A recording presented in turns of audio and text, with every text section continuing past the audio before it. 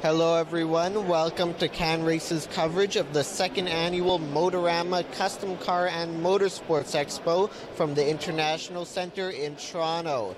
Coming up, John Bickford with an update on Canadian Motor Speedway, NASCAR Hall of Famer Bobby Allison, Alex Nagy with what's new in the NASCAR Pinty Series, and an update on the racing plans of several of the NPS drivers.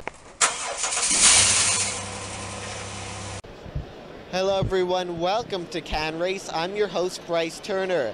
Pinty's is now the title sponsor of NASCAR's Canada Series. The 6-year agreement began at the start of the year. Pinty's replaces Canadian Tire as title sponsor. For more on what's new with the series in 2016, here's series director Alex Nagy.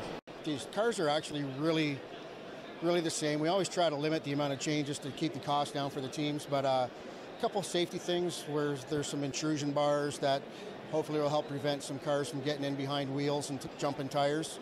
We have some maybe a little bit more body bracing added to hoods and deck lids just for appearance and just to make the bodies attached to the car in a better manner. And then really the visual things that you'll see is on the back window. There'll be the driver's name, just like the Xfinity Series and the Truck Series. So that's nice. The drivers really have wanted that for quite some time, and it's going to be nice to identify our drivers visually when people walk up to the cars now if they're not sure. So really nice to attach a name to the car and to the driver. Other than that, we do have a new Ford nose, updated diffusion this year. Which kind of falls into place with the, going from the Avenger to the new Challenger a few years back and updating the Chevrolet 2 years ago to the newer Impala. So just kind of, evolution and trying to stay current as we can. And, and of course the new entitlement sponsor with Pinty's is going to be probably the biggest thing you'll see visually, even at our booth here today with new logos and Pinty's being present on the windshield this year. So, a lot of new exciting things. That we're looking forward to for 2016 and beyond, and it's just exciting times. We have a couple of guys that have raced part-time with us, Alex Nagy and Kevin Lacroix from Quebec, that have signed new corporate deals with Can-Am and bumper to bumper, Kevin being bumper to bumper, and then our rookie of the year last year, Gary Clute, just announced a partnership with Pioneer Pools, which is exciting. So a lot of new corporate involvement. Hopefully that catches on and it helps people like Caden Lapsvich and our champion Scott Steckley to get new deals. And the rookie of the year, the Jostens rookie of the year crop could be really incredible with guys like Lacroix and Lapsvich headlining that deal. So a lot of exciting stuff. Some part-time guys coming full-time and some new part-time guys sliding in, like Brett Taylor from out west doing some races through Scott Steckley's deal. And also Derek Lynch and Brian Cathcart teaming together, coming back into the series. They've been away for a while, so that's really exciting. They're good people, good drivers, so that's exciting.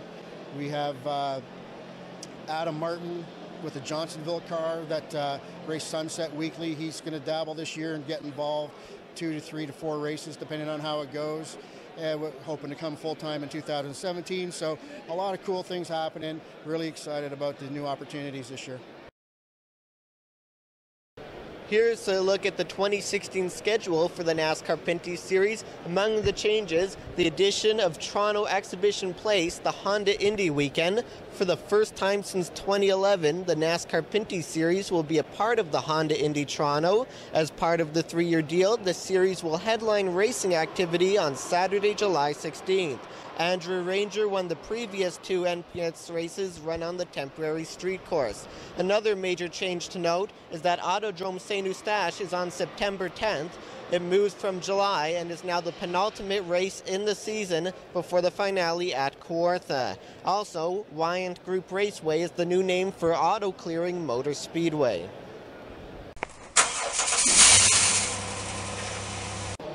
This year we're going to run full-time in the NASCAR Pinty Series with Can-Am Cyclops gear and Kappa. It's going to be fun. I got Dave Jacob as the team owner. I think he's one of the best in the business. So we're really looking forward to run our first time for the championship, and it's going to be fun.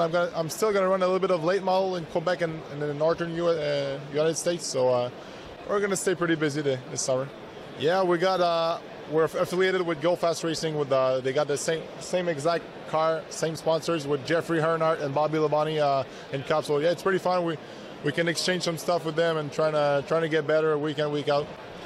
We're gearing up to run the whole thing. We're going to hopefully run the whole 12 races. That's what our plan is right now. So we got a couple sponsors that we're waiting on commitment for. So that'll kind of decide what we're doing. But you know, we've looked at building a new car, and we're still waiting to see how we're going to do that or not. So it is getting a little bit late, in almost middle of March here. So, but we'll see. We got a good piece at home that we can race if we have to. I'm going to share with Kerry. I'm going to run the ovals. He's going to run the road courses, and we're going to do a little bit of super late model racing in the new Avenue Auto Parts Super Late Model Series at Sunset, and just have some fun.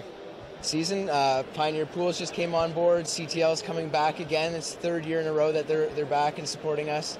And then Bothwell Accurate, they're going to be another company for Ontario. So we're pumped. We want to win the whole thing. Plans for 2016 are up in the air at this point. We're definitely looking for sponsorship, and we'll see what happens.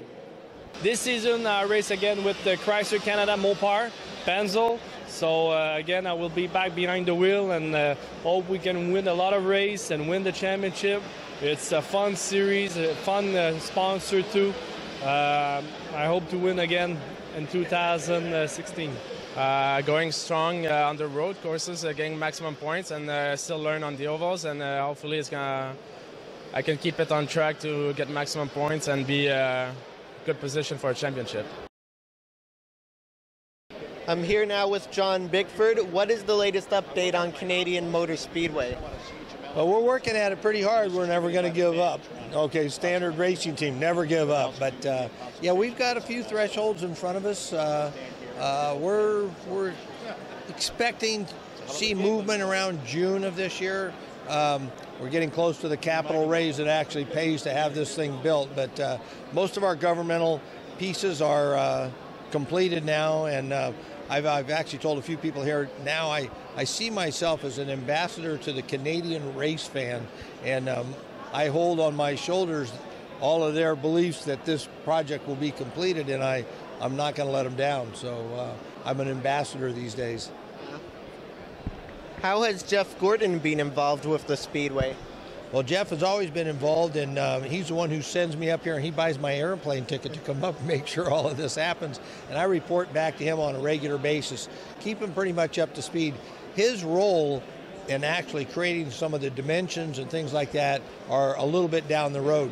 The site plan is pretty much done, but that doesn't have the technical dimensions of the racetrack. I mean, we know it's 3/4 of a mile or 1 kilometer in length. But the actual dimensions and stuff, that's when the hard, heavy lifting on Jeff Gordon's part comes.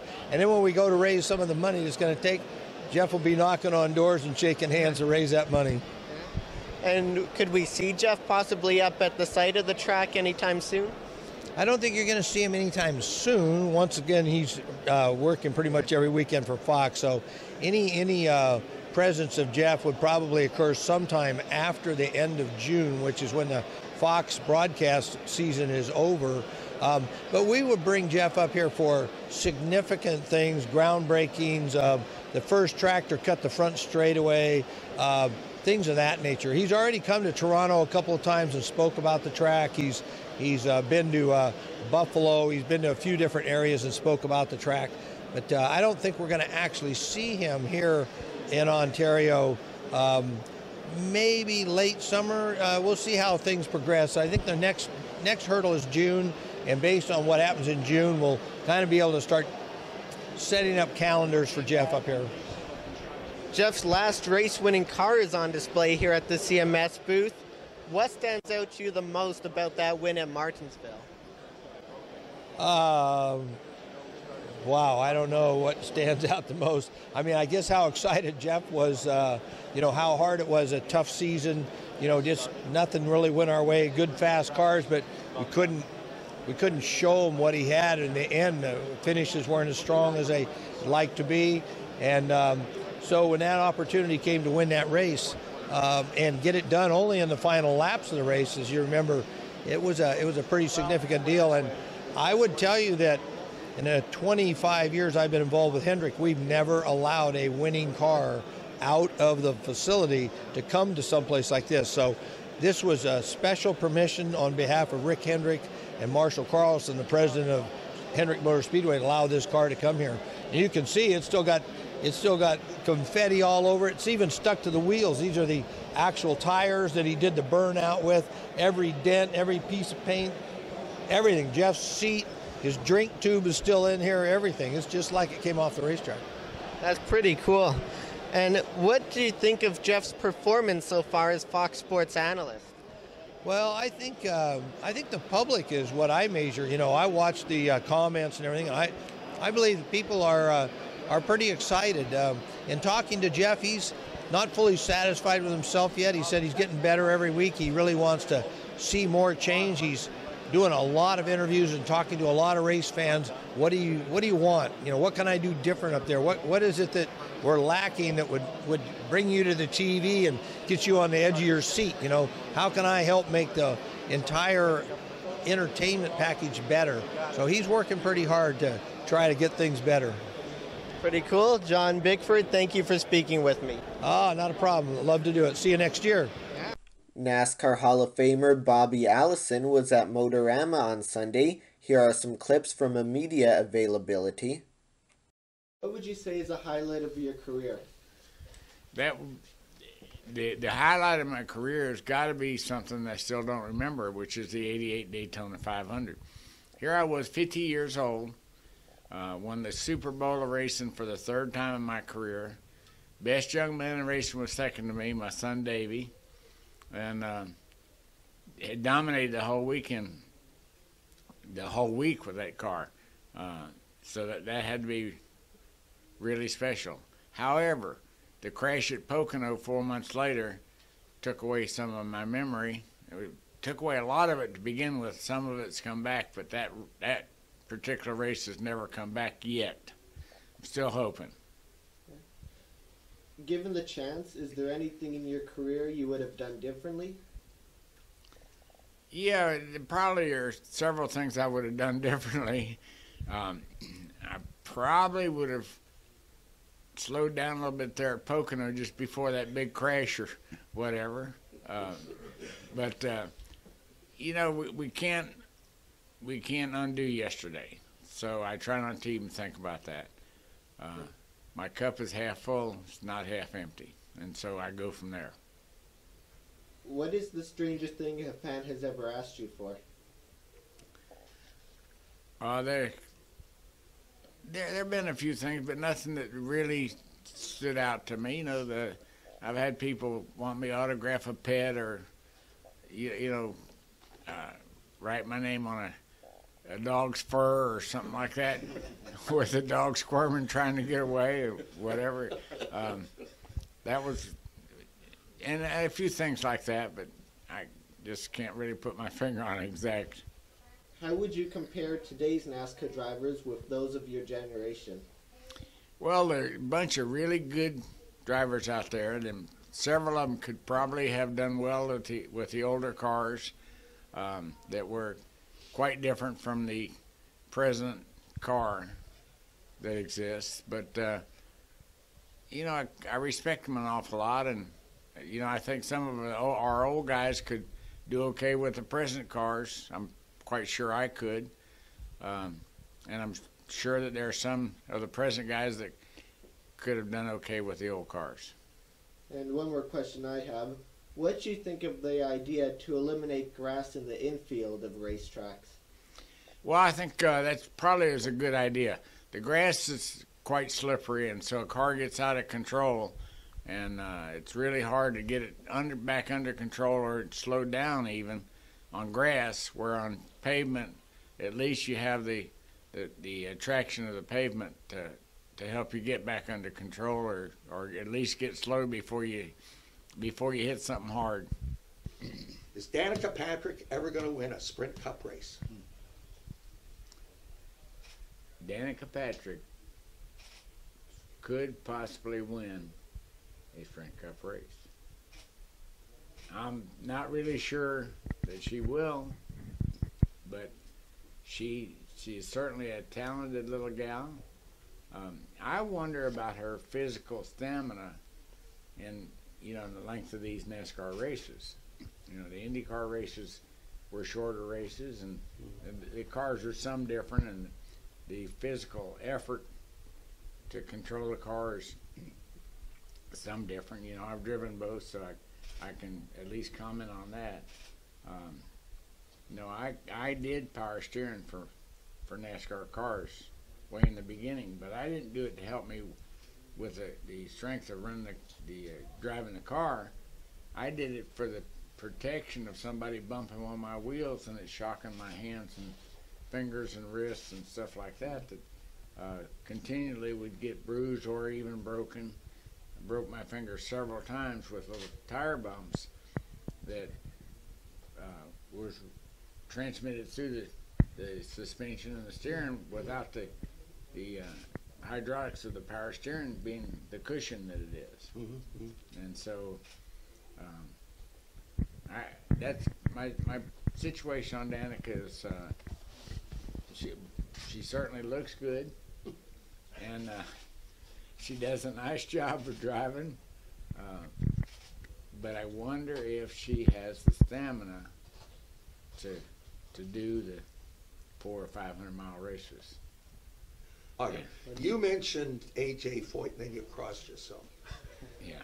What was that about? Well, he's not my favorite person. Oh. My brother Donnie drove for him, and Donnie went really, really fast, so AJ gave him a worse car.